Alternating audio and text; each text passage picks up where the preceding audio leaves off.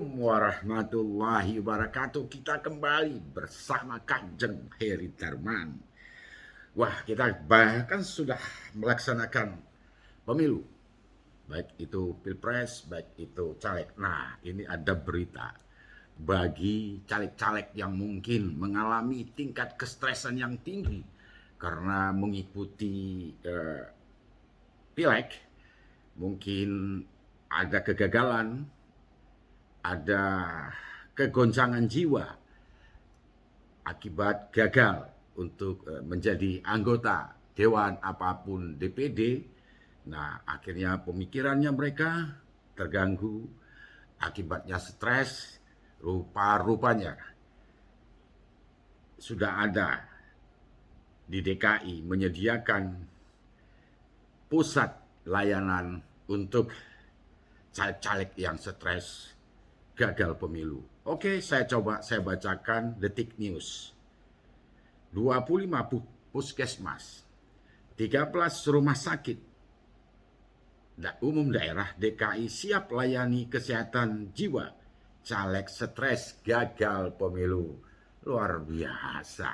Ya, kita doakan semoga pileg-pileg yang gagal, caleg-caleg yang gagal di dalam mengikuti peta demokrasi untuk menjadi anggota perwakilan rakyat, ya mungkin belum waktunya ataupun belum saatnya, ya tetap sabar. Oke, saya lanjutkan.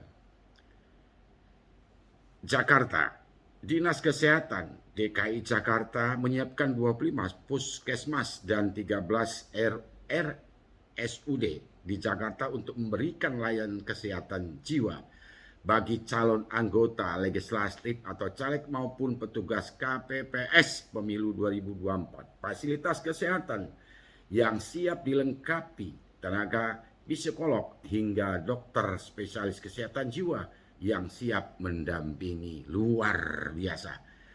Semua puskesmas punya program kesehatan jiwa, tapi secara khusus kita siapkan ada 25 puskesmas yang memang memiliki tenaga psikolog. Jadi ada tenaga psikolog yang mendampingi. Kemudian ada 13 RSUD yang punya dokter spesialis kesehatan jiwa. Kalau memang jiwanya terganggu. Kira-kira demikian kata Kepala Dinas Kesehatan DKI Jakarta Ani Ruspitawati di Balai Kota DKI Jakarta, Jalan Medan Merdeka Selatan, Jakarta Pusat, Selasa pada tanggal 22/2024. Ani menjelaskan, nantinya pihaknya akan menyiapkan rujukan kepada pasien kondisi parah ke rumah sakit khusus daerah Duren Sawit dengan keutamaan melayani jiwa dan mental.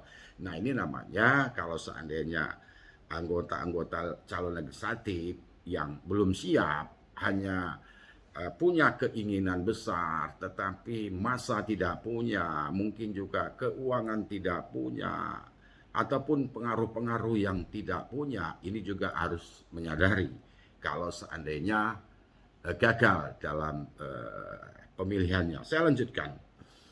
Jadi biasanya kan orang nggak sadar ketika dalam kondisi depresi atau stres, jadi kami bantu dengan screening. Jika nanti ketika ada kondisi kejiwaan bisa cepat dibantu, ucapnya. Adapun proses screening dilakukan berdasarkan gejala yang tampak dari pasien. Misalnya ketika pasien mengeluhkan sakit kepala yang berulang, tapi nggak screening. Semua secara aktif ya. Misalnya bolak-balik sakit kepala. Jadi ketika screening, jadi teman-teman di pos kesehatan yang di posko kecamatan sudah siap screening jiwa jelasnya.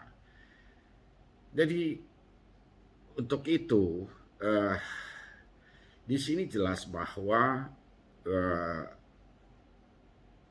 untuk para caleg yang gagal di dalam pemilihan untuk cita-cita ingin membela rakyat, ya pastilah ya kan, karena mereka ingin menjadi anggota dewan ataupun anggota DPD, tentu mempunyai cita-cita keinginan untuk apa. Nah, sekiranya gagal, tentu kita bisa menerima kegagalan itu. Jadi kegagalan itu bukan untuk hari ini, tapi untuk menjadi pelajaran kita untuk hari esok. Bagaimana hari esok dengan adanya pengalaman dengan kegagalan itu bukan membuat kita mundur untuk yang akan datang.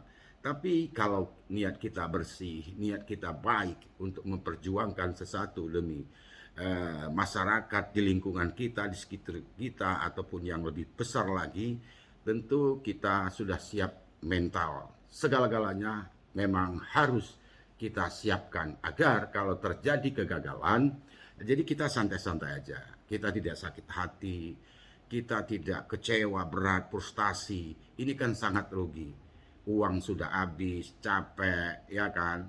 Terus waktu pun tersia-sia. Terus akhirnya kita ketawa sendiri. Ini kan sangat aneh bagi saya.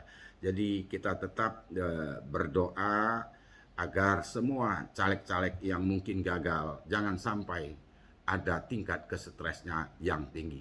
Kecewa, iya pasti, tapi kekecewaan itu jangan membuat kita malah badan kita yang rusak, terus kita kehilangan akal sehat. Ini pun tidak baik ya kalau untuk jadi contoh anak-anak generasi muda yang akan datang. Semoga untuk caleg-caleg yang sudah mendapatkan posisi, bersyukurlah kepada Allah.